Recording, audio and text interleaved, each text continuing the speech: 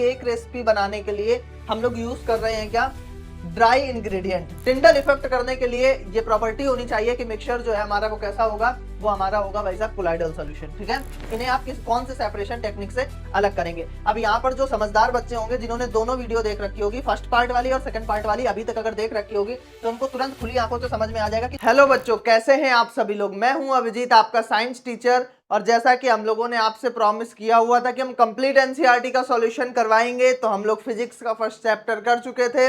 आज हम लोग केमिस्ट्री का फर्स्ट चैप्टर का सेकंड वीडियो लेकर के आए हैं। फर्स्ट वीडियो में हम लोगों ने पॉज एंड पॉन्डर की क्वेश्चंस कर लिए थे और उसके बाद हम लोगों ने वहां पर एग्जांपल्स भी कर लिए थे, और आज हम करने वाले हैं एक्सरसाइज के क्वेश्चन। तो एक्सरसाइज में टोटल 16 क्वेश्चन होने वाले हैं। तो आई होप आप लोग बिल्कुल तैयार हो गए होंगे, एक्साइटेड होंगे इन क्वेश्चंस के लिए। तो जल्दी से स्टार्ट करते हैं, हम लोग चलते हैं अपने फर्स्ट क्वेश्चन की तरफ। जो हमारा फर्स्ट क्वेश्चन लिखा है, which of the following mixture are correctly classified as a homogeneous and heterogeneous, choose the correct option. हमें कुछ मिक्सचर्स दिए हुए हैं, हमें बताना है कि इनमें से कौन सा होमोजीनियस है और कौन सा हेट्रोजीनियस है। और यहाँ पर थोड़ा सा कोडवर्ड यूज किया है, बोला है होमोजीनियस के लिए हम HM लिखेंगे जी, और हेट्रोजीनियस के लिए हम HT लिखेंगे। ठीक है, तो हम लोग एक एक ऑप्शंस को चेक करते हैं। सबसे पहले हम लोग बात कर लेते हैं किसकी, सबसे पहले हम लोग बात करेंगे एयर की। किसकी बात करेंगे, एयर की। तो यहाँ पर एयर जो है, क्या है, एयर। एयर कैसा मिक्सचर है, होमोजीनियस मिक्सचर है या हेट्रोजीनियस मिक्सचर है, हमें ये बताना है। यहां पर इन्होंने दिया है कि एयर जो है वो होमोजीनियस मिक्सचर है। देन उसके बाद मिल्क जो है वो एक हेट्रोजीनियस मिक्सचर है। ये बात बिल्कुल सही है कि मिल्क जो है वो कैसा मिक्सचर है, हेट्रोजीनियस मिक्सचर है। कैसे है, क्या होता है, जो कोलाइडल सॉल्यूशन होते हैं, क्या होते हैं, कोलाइडल। मिल्क एक कोलाइडल सॉल्यूशन है, और जो कोलाइडल सॉल्यूशन होते हैं वो एक्चुअल में दिखते तो हमें होमोजीनियस मिक्सचर की तरह हैं, पर वो होते क्या है, हेट्रोजीनियस मिक्सचर होते हैं। ठीक है, इनमें बहुत सारे एलिमेंट्स तैरा करते थे, विटामिन हो गया, प्रोटीन हो गया, तो ये जो है हम लोग इसे क्लासिफाई करते हैं एज अ हेट्रोजीनियस मिक्सचर। उसके बाद है शुगर सॉल्यूशन। अगर आप वाटर को पानी में मिला दोगे तो शुगर सॉल्यूशन बन जाएगा, और वो भी होमोजीनियस मिक्सचर है, बिल्कुल सही बात है। स्मोक, स्मोक क्या है, स्मोक क्या एक होमोजीनियस मिक्सचर है या हेट्रोजीनियस मिक्सचर है, हमें ये बताना है। ठीक, एक तो हमारे पास ये ऑप्शन हो गया। हम कुछ ऑप्शंस को छोड़ करके चल रहे हैं जिसमें हम कंफ्यूज हो सकते हैं, क्योंकि जनरली क्या होता है, हम कंफ्यूज हो जाते हैं कुछ ऑप्शंस को लेकर के। तो मैं यहाँ पर छोड़ करके चल रहा हूँ ताकि आपको एलिमिनेट करने में आसानी हो, हम एकदम से किसी डिसीजन में ना पहुंचे। तो अगला आया हमारे पास ब्रास।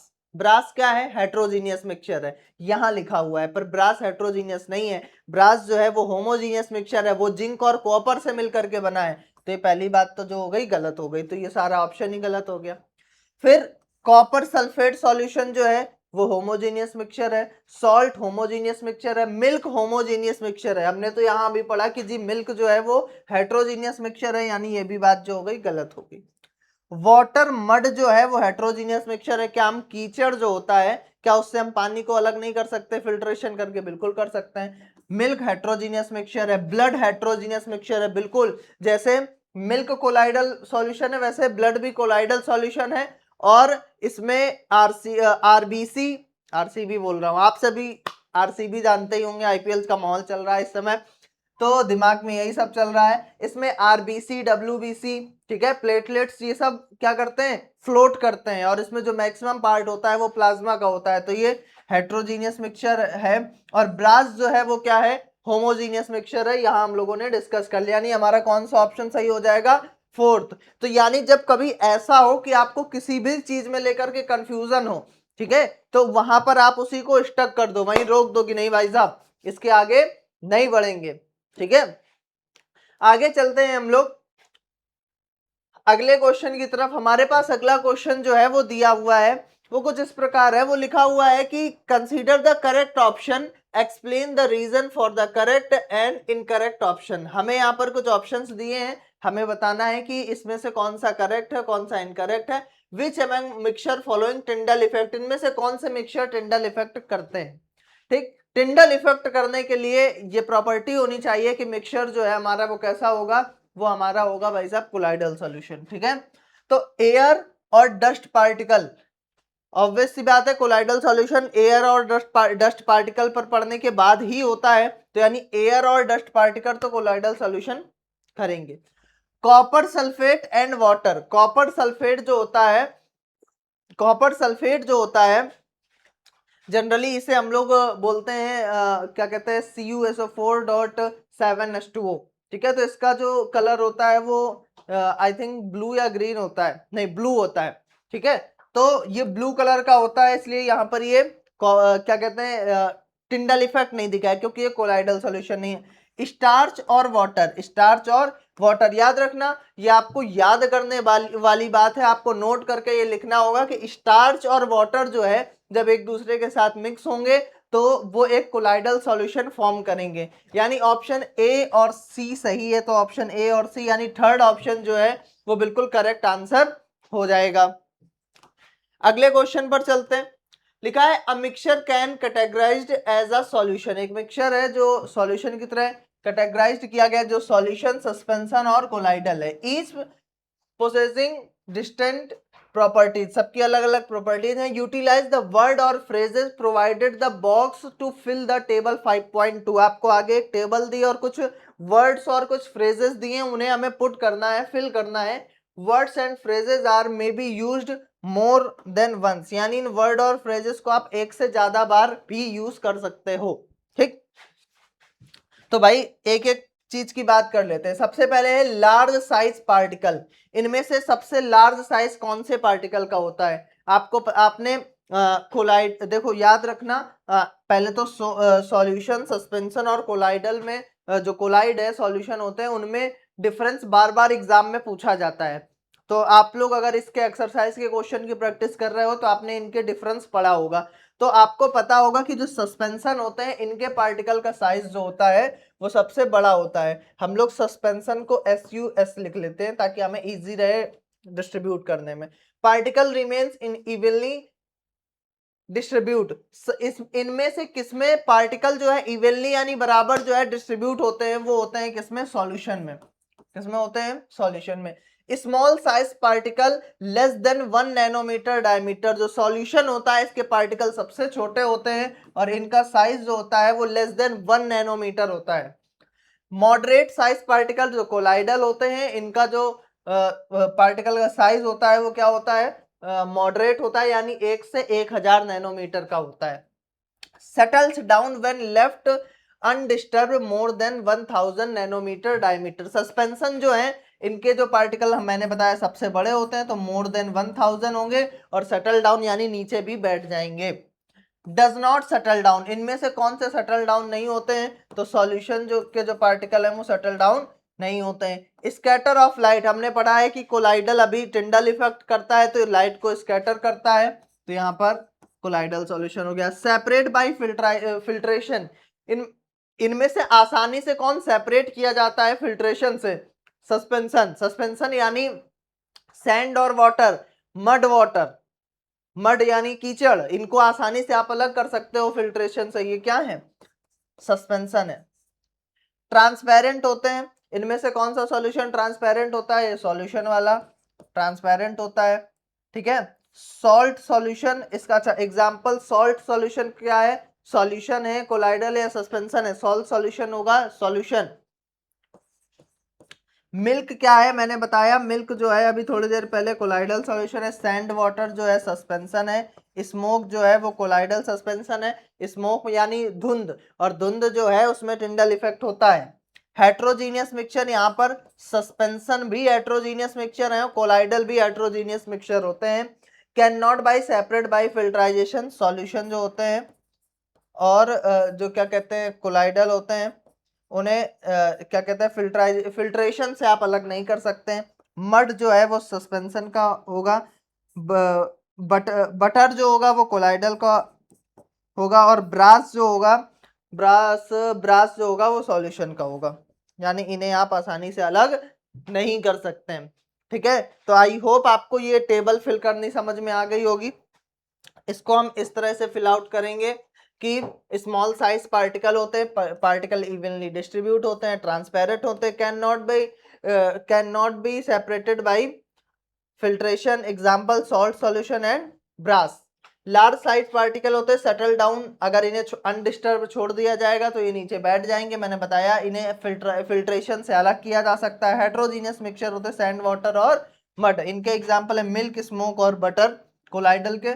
और मॉडरेट साइज होते हैं डज नॉट सेटल डाउन, ये नीचे नहीं बैठते हैं। स्कैटर लाइट, स्कैटरिंग करते हैं लाइट यानी टिंडल इफेक्ट करते हैं। हेट्रोजीनियस मिक्सचर होते हैं, हेट्रोजीनियस मिक्सचर होते हैं, ये मैंने बता ही दिया, बाकी एग्जांपल आपको पता है। तो इस तरह से आपको इस टेबल को फिल करनी है। आगे चलते हैं जी भाई, अभी मैं गिर जाता।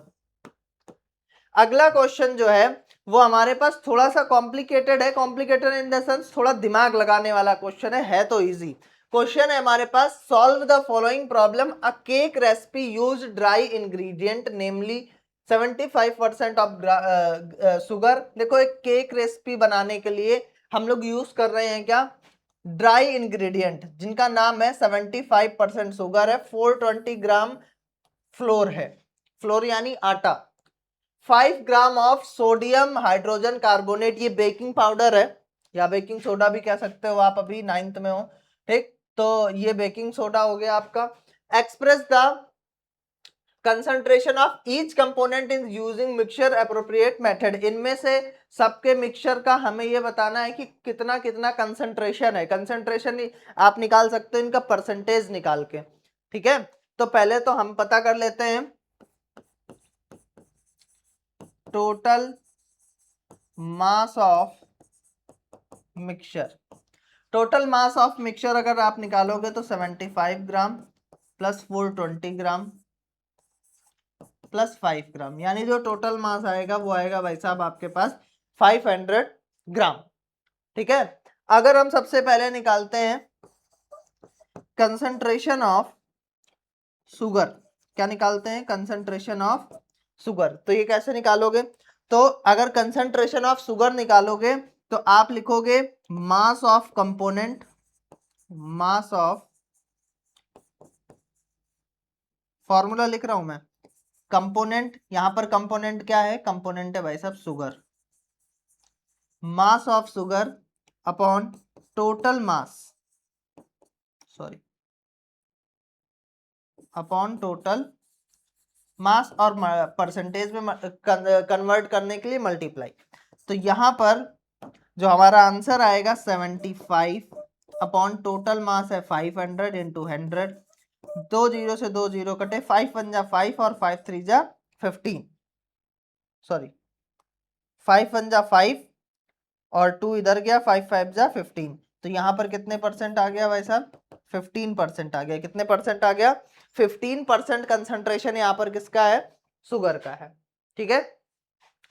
आगे देखिए जी, एक बार वापस से चेक कर लेते हैं, 2 जीरो से 2 जीरो कट गया, 5 1 जा 5, 2 इधर आया, 5 5 जा 15, सही है। चलो आगे चलते हैं हम लोग, जैसे ही आगे चलेंगे हम लोग निकालेंगे कंसंट्रेशन ऑफ, कंसंट्रेशन ऑफ निकाल लेते हैं सबसे पहले sodium hydroxide, sodium hydrogen carbonate यानी NaHCO3, इसका फॉर्मूला होता है, सोडियम हाइड्रोजन कार्बोनेट का ये फॉर्मूला होता है, ठीक। अगर आप इसका निकालोगे तो मैं फॉर्मूला नहीं लिख रहा हूँ, मास ऑफ कंपोनेंट यानी 5 ग्राम है, टोटल मास है 500 इंटू, इससे ये कट गया 5 1 जा 5, तो कितना आया 1%, कितना आया भाई साहब 1%। और ऐसे ही आप कंसंट्रेशन ऑफ निकाल low floor, concentration of floor निकालोगे तो मास ऑफ कंपोनेंट कितना हो गया 420 ग्राम अपॉन 500 इंटू 100, इस जीरो से जीरो कटा, 5 1 जा 5, 5 8 जा 40, 5 4 जा 20, यानी 84% जो है वो कंसंट्रेशन हो जाएगा किसका, वो कंसंट्रेशन हो जाएगा फ्लोर का। यानी इस तरह से हमें कंसंट्रेशन निकाल सकते हैं। फिर हमारे पास इसका अगला पार्ट क्वेश्चन में दिया है ना, इसको मैं कॉपी कर लेता हूं तो आपको इजी होगा समझने में, जगह स्पेस आ जाएगा हमारे पास। चलो लिखा है अब brass alloy contain 70% copper by mass, brass alloy में, अच्छा याद रखना मैं आपको पहले बता देता हूं कि ब्रास जो है वो दो चीजों से मिलकर के बनता है, सबसे पहले कॉपर और दूसरे नंबर पर जिंक, दो चीजों से मिलकर के बनता है। तो जो यहाँ पर ब्रास है उसका 70% कंसंट्रेशन किसका है, कॉपर का, तो ऑब्वियस सी बात है 30% कंसंट्रेशन किसका होगा, जिंक का। हमसे बोला है calculate the quantity of the copper zinc present in 120 gram of brass. अगर आपके पास 120 ग्राम ब्रास है तो हमें ये बताओ कि कॉपर का कंसंट्रेशन यानी उसमें कॉपर कितना है और जिंक कितना है, ये बताना है हमें, ठीक है। तो पहले तो हम लिख लेते हैं copper present in brass is equal to 70%, ठीक है। अब लिखेंगे copper present in 120 gram of brass. अगर 120 ग्राम ब्रास में आप कॉपर निकालोगे कितना प्रेजेंट है, तो क्या ऐसे निकालोगे 120 ग्राम ऑफ 70%, यानी 120 ग्राम का जो 70% हिस्सा होगा वो क्या होगा, कॉपर होगा। तो अगर आप ऐसे निकालोगे तो 120 मल्टीप्लाई बाई 70 अपॉन 100, परसेंटेज बताते हैं तो हम 100 लगाते हैं, हम बचपन से पढ़ते आए, 0 से 0 कट गया, 12 7 जा 84 होता है, तो 84 ग्राम जो हो गया वो क्या हो गया, यहाँ पर हमारा कॉपर हो गया। अब अगर आप वो निकालना चाहोगे जिंक, जिंक निकालना चाहोगे तो टोटल ब्रास है 120 ग्राम, 120 ग्राम में 84 ग्राम हमारे पास क्या है, कॉपर है, तो हमारे पास कितना आ गया 36, हाँ बिल्कुल सही, 36 ग्राम जो है वो हमारे पास जिंक आ गया। तो इस तरह से हम ये पता कर सकते हैं कि कितना यहाँ पर कॉपर है और कितना हमारे पास जिंक है, और यही हमसे क्वेश्चन में पूछा गया था। आगे चलते हैं हम लोग अगले क्वेश्चन की तरफ, ठीक है। पर 9th क्लास में आने के बाद आपको जो सबसे जरूरी बात ध्यान रखनी है वो ये बात ध्यान रखनी है कि 8th क्लास तक आप जो चीजों को पढ़ करके आए हो एटलीस्ट वो आपके पास क्लियर हो। अभी आपका समर वेकेशन भी आने वाला होगा, है ना, तो आपको इस टाइम का बिल्कुल सही इस्तेमाल करना है। उसमें क्या कहते हैं, क्या क्या चीजें जो आपके वीक कॉन्सेप्ट हैं वो सारी चीजें ध्यान रखनी, क्योंकि 8th तक जो हो गया वो हो गया, वो इतना मैटर नहीं करेगा। बट 9th में अगर आपने थोड़ी सी भी हवाबाजी दिखाने की कोशिश की तो उसका इम्पैक्ट आपके बोर्ड के रिजल्ट में पड़ेगा। और मुझे लगता है आप सभी कम से कम बोर्ड में 95-90% तो टारगेट कर ही रहे होंगे। अगर आप इतना टारगेट करोगे, क्योंकि हम जितना ज्यादा टारगेट करते हैं उससे थोड़ा 2-4-5% पीछे रह जाता है। अगर 95 टारगेट कर रहे हो तो आप 90-92% ले आओगे। अगर आप लोग टारगेट कर रहे हो 80% तो 70-75 आ पाएंगे। तो इस हिसाब से आप अपना गोल बड़ा सोचो, बड़ा गोल बनाओ, लेकिन सिर्फ गोल बनाने से नहीं होगा, आपको पढ़ना भी होगा, है ना। सपने जो हैं बंद आंखों से नहीं खुले आंखों से देखने होंगे। पर हम लोग अगले क्वेश्चन की तरफ चलेंगे। हमारा अगला क्वेश्चन है अ table on a cooking oil pack says 1 litre 900 ग्राम 910 ग्राम, ठीक है। कुकिंग ऑयल है 1 लीटर जिसमें 910 ग्राम है। If oil is mixed with water, अगर उस ऑयल को पानी के साथ मिला दिया, will it form a separate layer, क्या वो सेपरेट लेयर बनाएगा। If so which substance will be on top, इनमें से कौन सा सब्सटेंस ऊपर रहेगा। How will you separate two layers, how will you separate two layers, हम इन दोनों लेयर्स को अलग कैसे करेंगे। Also draw the diagram of the apparatus used।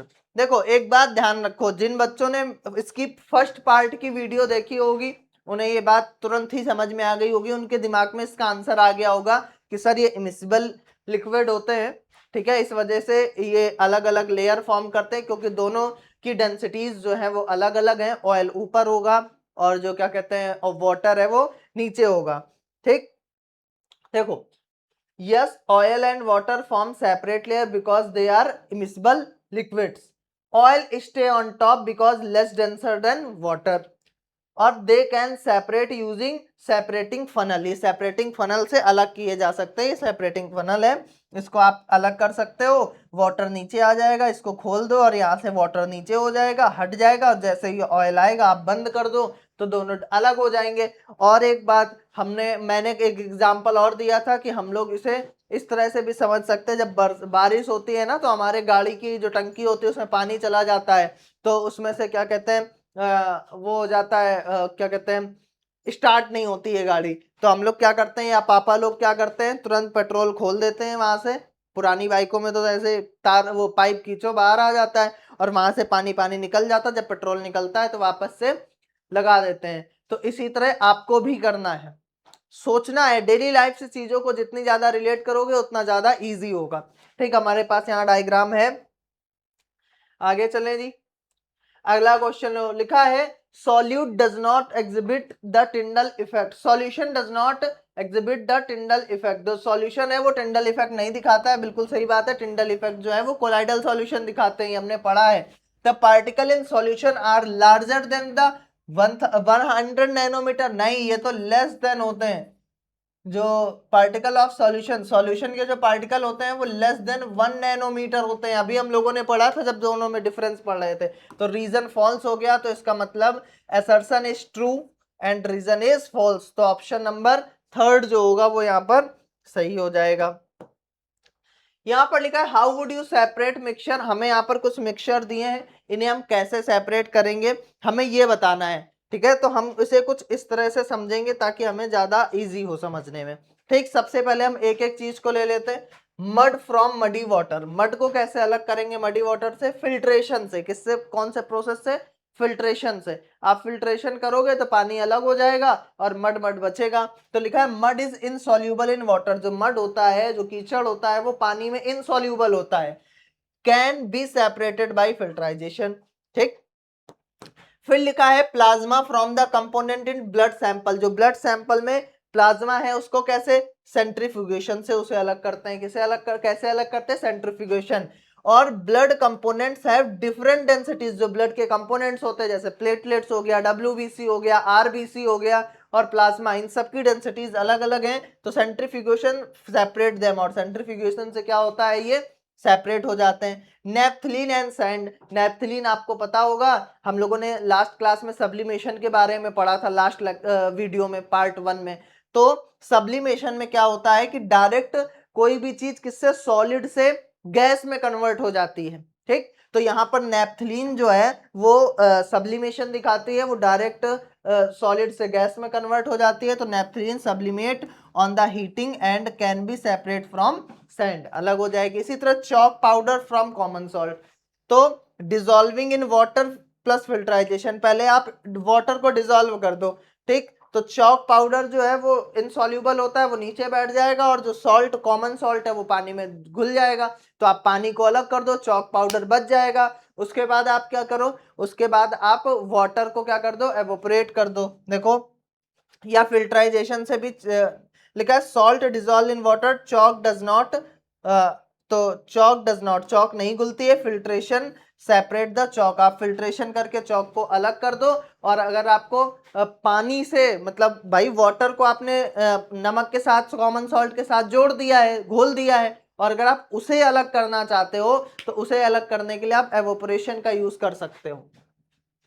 Common salt and water, ये देखो कॉमन सॉल्ट और वाटर, ये इससे हम लोग एवोपरेशन का यूज कर सकते हैं। Water evaporates on heating leaving the salt behind. Water जो एवोपरेट हो जाता है और नीचे सॉल्ट बचता है।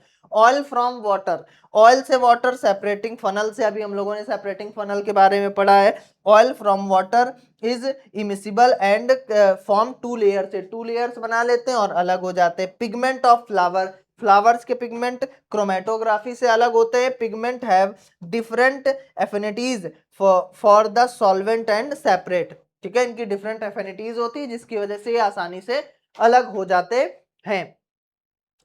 अगला क्वेश्चन देखो भाई साहब, लिखा है two miscible liquids A and B are present in a mixture. किसी एक मिक्सचर में 2 मिसिबल लिक्विड्स हैं। The boiling point of A 60 degree and boiling point of B 90 degree. एक का बॉइलिंग पॉइंट 60 है, एक का 90 है। Suggest a method separate them, also draw the label diagram. ठीक है, तो इसका सॉल्यूशन देख लेते हैं। डायग्राम वाले क्वेश्चन को मैं ले आया हूं ताकि आपके लिए चीजें अलग आसान रहें। ठीक है, तो इनको अलग करने के लिए हम लोग डिस्टिलेशन का यूज करते हैं। कौन से प्रोसेस का? कहाँ लिखा है? ये लिखा है मेथड सजेस्ट द डिस्टिलेशन। इसमें क्या होता है, बहुत इजी प्रोसेस है, इसमें कुछ मतलब आपको ज्यादा एफर्ट लगाने की जरूरत नहीं है। आपने ये फ्लास्क लिया, ये क्या है, फ्लास्क है, ठीक, नीचे आपने आग दी, मतलब हीट दी, यहाँ दो वो है सॉल्यूशन, ठीक, ए बी और ए दोनों एक साथ मिले हुए हैं। अब हमें पता है कि ए का जो बॉइलिंग पॉइंट है वो 60 और बी का बॉइलिंग पॉइंट क्या है 90, तो हम इसको लगभग 60-70 डिग्री देते हैं या 80 डिग्री देते हैं, मतलब 90 से कम तक इसका टेम्परेचर रखेंगे। तो 90 से कम तक टेम्परेचर रखेंगे तो जो ए सॉल्यूशन है उसका जो बॉइलिंग पॉइंट है 60 डिग्री है, तो वो तो वेपर होने लगेगा, वेपराइज हो जाएगा, तो वेपराइज होकर के आगे जाएगा ऐसे, और यहाँ पर इसे हम लोग क्या कर लेंगे, इकट्ठा कर लेंगे, क्योंकि टेम्परेचर यहाँ ज्यादा है यहाँ ज्यादा नहीं है, तो यहाँ ये टेम्परेचर लो होगा, लो होगा तो वापस से किसमें हो जाएगा, लिक्विड फॉर्म में हो जाएगा, और यहाँ पर इकट्ठा हो जाएगा। और जब तक पूरा जो है, क्योंकि 90 डिग्री से कम टेम्परेचर देंगे तो ए वाला लिक्विड धीरे धीरे धीरे धीरे पूरा खत्म हो जाएगा, तो जब सब बी वाला बचेगा तो हम इस प्रोसेस को रोक देंगे और इसी तरह हम दोनों को अलग कर पाएंगे।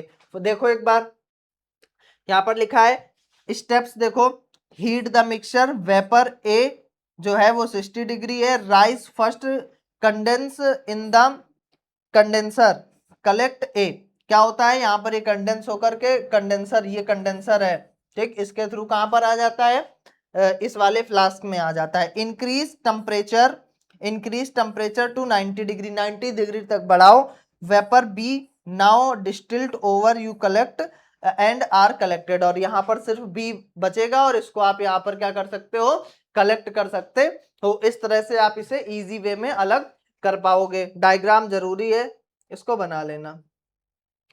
लिखा है compare the evaporation, crystallisation and distillation, in which solution would you prefer each of these over others, आप कब इन्हें यूज करोगे। तो देखो ध्यान से, ठीक, पहले ये समझ लो एवोपरेशन क्या होता है। एवोपरेशन में आपको बताऊं, हम जब किसी भी लिक्विड को उसके बॉइलिंग पॉइंट से कम टेम्परेचर पर लिक्विड से गैस में कन्वर्ट करते हैं तो उसे इवेपोरेशन कहते हैं, ठीक है। Solvent change into vapour on heating, जो सॉल्वेंट होता है वो वेपर में चेंज हो जाता है हीट देने पर, जैसे कि नमक और पानी का सॉल्यूशन है, सॉल्ट सॉल्यूशन है।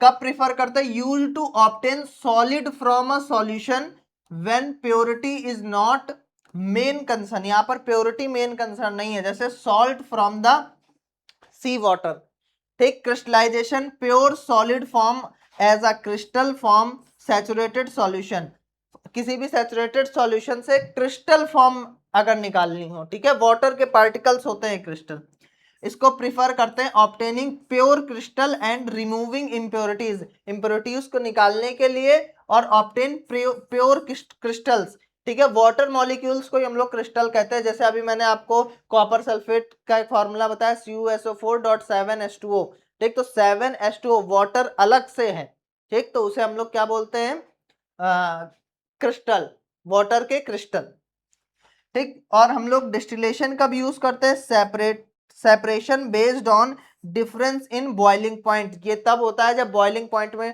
डिफरेंस हो, जैसा कि अभी हमने यहाँ पर पढ़ा था, यहाँ डिस्टिलेशन ही यूज कर रहे थे। तो आई होप आपको इतनी बात समझ में आ गई होगी। लिखना कैसे है, आपके सामने लिखा हुआ है, लिखा है blood is a example of colloidal mixture, हमें पता है कि ब्लड जो है वो कोलाइडल मिक्सचर का एक एग्जांपल है। What would you happen if behave like a true solution inside the body, क्या होगा अगर ये ट्रू सॉल्यूशन की तरह काम करने लगेगा। तो याद रखो, अगर ये ट्रू सॉल्यूशन की तरह काम करने लगेगा तो इसके पार्टिकल नीचे बैठ जाएंगे और वहां पर ब्लॉकेज हो जाएगी, ब्लड फ्लो जो है वो इम्बेलेंस्ड हो जाएगा, ठीक है। ट्रू सॉल्यूशन में जो पार्टिकल होते हैं वो नीचे सेटल डाउन हो जाते हैं, ठीक है। और इन blood sample identify the dispersed phase and the dispersion medium, देखो डिस्पर्स फेज और डिस्पर्स मीडियम दोनों में पहले तो डिफरेंस समझ लो। अगर इन दोनों की बात करूं तो देखो पहले तो ये समझ लो, जो कोलाइडल सॉल्यूशन होते हैं उनमें एक ऑब्वियस सी बात है, जो सॉल्वेंट का काम करेगा उसकी क्वांटिटी ज्यादा होगी, जो सॉल्यूट का काम करेगा उसकी क्वांटिटी क्या होगी, कम होगी। तो इसी तरह जो डिस्पर्स मीडियम होते हैं वो सॉल्वेंट का काम करते हैं, बेटा किसका काम करते हैं, सॉल्वेंट का। और अगर ब्लड की बात करूं तो ब्लड में 90 to 90% जो होता है वो क्या होता है, ब्लड में 90 to 90% प्लाज्मा होता है। क्या होता है, प्लाज्मा। एक ये व्हाइट कलर का फ्लूइड होता है और जिसमें मैक्सिमम अमाउंट में वाटर होता है। देन उसके बाद जो डिस्पर्स फेज होता है उसमें क्या होंगे, उसमें होंगे भाई आरबीसी, डब्ल्यूबीसी और प्लेटलेट्स। क्या होंगे, और प्लेटलेट्स। ठीक, तो ये सारी चीजें होती हैं। तो हमसे यही पूछा था कि डिस्पर्स फेस क्या होगा और डिस्पर्स मीडियम क्या होगा। इसको आप यहां से समझ सकते हैं और अच्छी तरह से कि आप एग्जाम में कैसे प्रेजेंट करोगे। लिखा है if blood behave like a true suspension it it's particle would be settle down. उसके पार्टिकल जो है वो नीचे बैठ जाएंगे। ब्लॉकिंग ब्लड, वो ब्लड को क्या कर देंगे, ब्लड के फ्लो को ब्लॉक कर देंगे। Causing problem in transport of oxygen and nutrients, क्योंकि हमारे ब्लड का ही काम है पूरे बॉडी में क्या क्या पहुंचाना, न्यूट्रिएंट्स पहुंचाना और ऑक्सीजन को पहुंचाना। फिर लिखा है इन ब्लड डिस्पर्स फेस क्या होंगे, ब्लड सेल्स जैसे आरबीसी, डब्ल्यूबीसी और प्लेटलेट्स। और डिस्पर्सन मीडियम क्या होगा, प्लाज्मा। क्यों होगा, क्योंकि जो ज्यादा क्वांटिटी में होगा यानी सॉल्वेंट का काम करेगा उसे हम लोग डिस्पर्सन मीडियम कहते हैं, और डिस्पर्स फेज जो कम क्वांटिटी में होते हैं। अगले क्वेश्चन की तरफ चलेंगे हम लोग। अगला क्वेश्चन हमारे पास दिया है you are given a mixture of sand, common salt and naphthalene. आपको एक सॉल्यूशन दिया गया है, एक मिक्सचर दिया गया है जिसमें तीन चीजें हैं। क्या क्या है, जिसमें सैंड है, कॉमन सॉल्ट है एंड नेपथलीन है। लिखा है figure B depicts varies step used to separate the components of the mixture, identify and write down the correct sequence of separation technique। इन्हें आप किस कौन से सेपरेशन टेक्निक से अलग करेंगे। अब यहाँ पर जो समझदार बच्चे होंगे जिन्होंने दोनों वीडियो देख रखी होगी, फर्स्ट पार्ट वाली और सेकंड पार्ट वाली अभी तक अगर देख रखी होगी, तो उनको तुरंत खुली आंखों से समझ में आ जाएगा कि जो नेपथिलीन होती है, क्या होती है बेटा, नेपथिलीन, वो तुरंत से क्या हो जाती है, डायरेक्ट अगर आप उसे हीट दोगे तो वो सॉलिड से डायरेक्ट गैस में कन्वर्ट हो जाएगी विदाउट कन्वर्टिंग इनटू लिक्विड, बिना लिक्विड में कन्वर्ट हुए। तो जैसे ही आप हीट देंगे तो यहां से नेपथिलीन का काम खत्म हो जाएगा। तो नेपथिलीन जब खत्म हो गया तो हमारे पास बचे अब दो चीज, एक तो बचा सैंड और दूसरा बचा कॉमन सॉल्ट। अब सैंड और कॉमन सॉल्ट को अलग करने का बहुत ही आसान प्रोसेस है। तुरंत एक पानी का बीकर लो और इसमें पानी मिला दो इस सॉल्यूशन में। 2 मिनट के लिए छोड़ोगे तो जो वाटर है वो सॉल्ट को अपने अंदर क्या कर लेगा, घोल लेगा, यानी एक सॉल्ट सॉल्यूशन बन जाएगा और सैंड बचेगा। तो अब आप फिल्ट्रेशन प्रोसेस से, कौन से प्रोसेस से, फिल्ट्रेशन प्रोसेस से जो सॉल्ट वाटर होगा उसे अलग कर लोगे और सैंड अलग कर लोगे। अब देन उसके बाद आपके पास सॉल्ट वाटर बचा, सैंड तो अलग हो गया, नेपथिलीन भी अलग हो गई। फिर आप सॉल्ट वाटर को एवोपोरेट कर दो, एवोपोरेशन कर लो। तो एवोपोरेशन में क्या होता है बेटा, एवोपोरेशन में हम लोग हीट देते हैं और कोई भी लिक्विड गैस में कन्वर्ट होता है अपने बॉइलिंग पॉइंट से नीचे कम टेम्परेचर देने पर। तो वो किस में कन्वर्ट हो जाएगा बेटा, वो कन्वर्ट हो जाएगा सॉल्ट में, और जो वाटर है वो वेपराइज्ड हो जाएगा। तो इस तरह से आप स्टेप को फॉलो करोगे। तो यहां पर अगर मैं लिखूं तो पहला जो स्टेप होगा वो होगा सब्लिमेशन का, किसका होगा, सब्लिमेशन। सेकंड स्टेप जो होगा वो हमारा होगा फिल्ट्रेशन, और जो लास्ट स्टेप होगा वो होगा एवोपोरेशन। तो यानी ये जो तीन सीक्वेंस हो गए, हमें यही इस क्वेश्चन में बताना था कि क्या सीक्वेंस होंगे इनके। आगे चलेंगे अगले क्वेश्चन की तरफ। लिखा है why is the distillation an effective method to separating a mixture water and acetone. देखो डिस्टिलेशन में पहले तो हम समझ लो करते क्या है, हम ऐसे दो डिस्टिलेशन में हम ऐसे दो मिक्सचर, दो चीजों का मिक्सचर लेते हैं जिनके क्या कहते हैं टेम्परेचर डिफरेंस, यानी बॉइलिंग पॉइंट का जो टेम्परेचर डिफरेंस है वो ज्यादा होता है। यहाँ पर जो वाटर का बॉइलिंग पॉइंट होता है 100 डिग्री सेल्सियस होता है, और एसीटोन का जो क्या कहते हैं बॉइलिंग पॉइंट होता है वो होता है 56 डिग्री सेल्सियस। लगभग आप दोनों में देखोगे तो 44 डिग्री सेल्सियस का डिफरेंस है। कितना डिफरेंस है, 44 डिग्री सेल्सियस का। तो इसको वही सेम काम करोगे, आप एक बीकर लोगे, उस बीकर में क्या करोगे, दोनों मिक्सचर को रख दोगे। जब उस मिक्सचर को रखोगे और हीट दोगे तो 56 डिग्री से ज्यादा जैसे ही टेम्परेचर राइज होगा वैसे ही एसीटोन जो है वेपराइज्ड होकर के निकलने लगेगी, और निकलने के बाद वहां पर सिर्फ और सिर्फ वाटर बचेगा और एसीटोन को आप दूसरी जगह किसी फ्लास्क में कलेक्ट कर लोगे। तो इस तरह से हम लोग क्या कर सकते हैं, डिस्टिलेशन प्रोसेस को डिस्क्राइब कर सकते हैं। अब इसे आप एग्जाम में कैसे लिख कर के आओगे, तो लिखोगे distillation is the effective for separating water and acetone because they are miscible liquids. ये कैसे लिक्विड है, मिसिबल लिक्विड है विथ डिफरेंट बॉइलिंग पॉइंट, क्योंकि इनका बॉइलिंग पॉइंट डिफरेंट होता है। जैसा कि मैंने बताया कि 56 डिग्री सेल्सियस होता है एसीटोन का और 100 डिग्री सेल्सियस होता है किसका, वाटर का। फिर लिखा है on heating acetone vaporise first gets condensed and collected separately leaving water behind. अपने पीछे क्या छोड़ देगी, वाटर छोड़ देगी। और कंडेंसर जो होता है, कंडेंस जो होता है वो कहाँ होता है, कंडेंसर में। कंडेंसर का काम होता है ठंडा करना, तो वो तुरंत एसीटोन को ठंडा करके और दूसरी जगह क्या कर देगा, इकट्ठा कर देगा। अब हमारे पास एक क्वेश्चन है, इस क्वेश्चन को बहुत ध्यान से समझना, ये पेपर पॉइंट ऑफ व्यू से बहुत इंपॉर्टेंट है। लिखा है answer the following question help of data given. आपको एक डाटा दिया गया है, उसके हिसाब से ये बताना है। लिखा है what mass of potassium nitrate would be needed to its saturated solution of 50 gram in 40 degree Celsius. 40 degree Celsius में, कितने डिग्री सेल्सियस में, 40 डिग्री सेल्सियस में पोटेशियम नाइट्रेट, ये रहा आपका पोटेशियम नाइट्रेट, 40 डिग्री सेल्सियस में कितना, 62 ग्राम होगा इसका सॉल्यूशन। ठीक है, तो हमसे बोला, देखो ये जो हमें दिया होता है, ये हमें दिया क्या है, पहले सॉल्युबिलिटी दी है, क्या दी है, सॉल्युबिलिटी। तो 100 ग्राम में सॉल्युबिलिटी 2 डिग्री सेल्सियस में कितनी होती है, 62 ग्राम।